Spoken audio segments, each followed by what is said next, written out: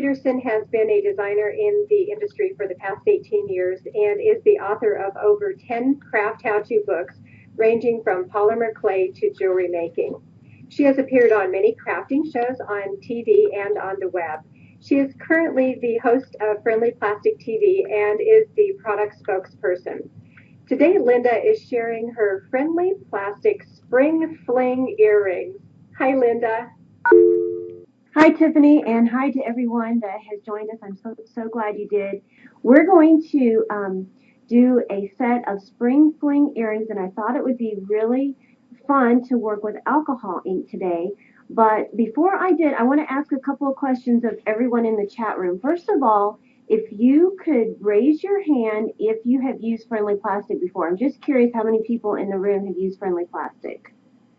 Raise your hand.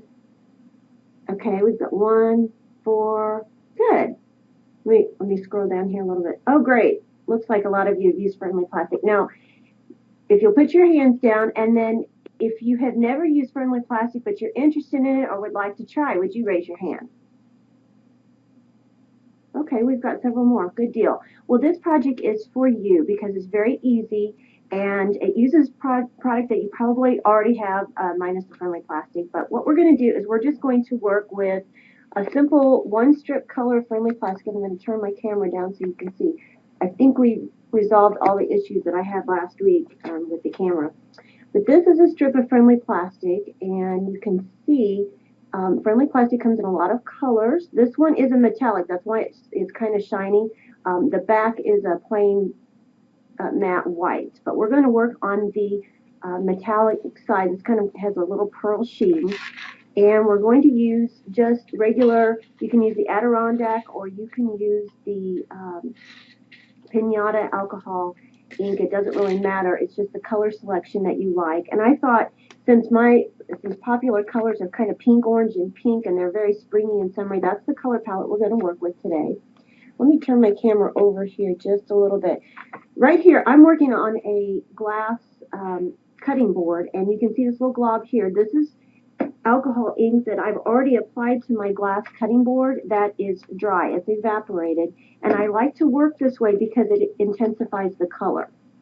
So I'm going to pour a little bit of, I'm using 92% rubbing alcohol. You can also use the blending solution or whatever you have around the house. I'm going to take my strip of Friendly Plastic here. I have a paintbrush. I'm going to, let me get this to where you can see here. Let me put this out a little bit. There you go.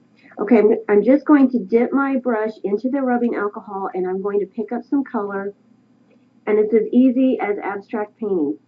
Just apply the color to the strip of Friendly Plastic. Because it's alcohol ink, it will blend. One thing I forgot to do is I forgot to get a paper towel. Okay. And you can mix your colors, and you can make new colors, but just pick up and continue applying color. You can kind of see in through here where the two colors meet, they're going to blend and make a new color.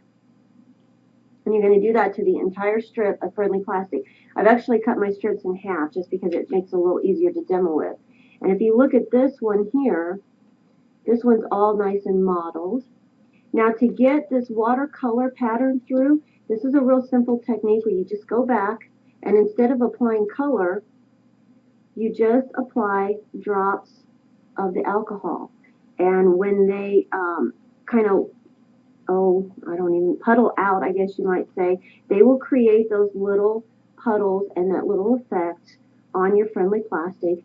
And sometimes they'll even remove the color, which is kind of a fun thing.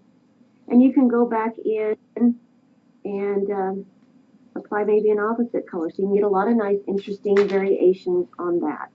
So when you get your Friendly Plastic all colored the way you want, then you stick it on the griddle, which you see here in front of me. I already have this piece heating, and I'm using, you can use the heat gun method, or you can use the griddle method. Either one works. I have my griddle set to 200 degrees, and you'll want to get out your cutters. Now this one here I'm using is a fondant cutter. You can use any cookie cutter, a fondant cutter, and I've applied some petroleum jelly to the cutter so that it doesn't stick. And the big thing here is you want to remove your tray using those little gold pans that we get from Bed Bath & Beyond. You want to remove it from the heat source, and that way it'll also help it not to stick. And you're just going to press and lift up. And it's that easy. I'm going to put this up closer to the camera so you can see. There's your design. Okay, you can do the entire strip all the way across with the same cutter or different cutters. And now, real quick, what I'm going to do is I'm going to put this in a cold water bath. I've got this over here. Let's see if you can see that. It's not real exciting. It's just a pot of cold water.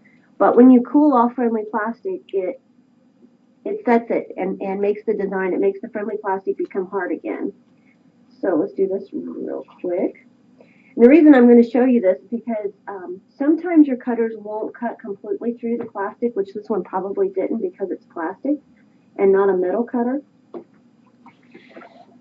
And these are some of the little tricks, and I've got lots more secrets up my sleeve that you'll learn in the friendly plastic classes. They're going to be online, interactive classes.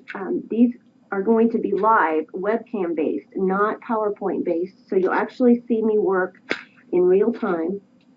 But what we'll do here, let me put that back there. Okay. Now you can pop your design out. If it doesn't want to pop out, then you can take, sometimes it gets like little webs in there. You can just take your craft knife and go around that area, and then it should pop right out. Just like this. And I already have some pieces made. Now the next thing you're going to want to do is just take a black magic marker, and this is going to be really hard to see, I think. Let's see. See that little black, let me hold it up here. There's a little black dot right by my lower fingernail, and that is the mark that I put on so I know exactly where to use my hand punch to punch out the hole. And believe it or not, you can hand punch friendly plastic. So I've got my holes where I'm going to attach my jump rings. I'm going to line that up. Punch that out. Oops, must not have glued my crystal in. The crystals, unless they're flat back and they have the glue, the hot fix flat back crystals, you'll need to add, you can use Aleene's tacky glue or you can use E6000 to glue your crystal on. I'm going to take my earring off here and show you. Move my camera back.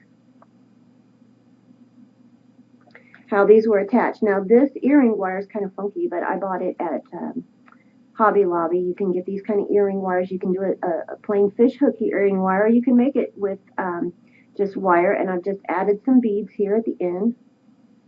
And then I've attached it with a jump ring on both ends, and then you can see the little dangly.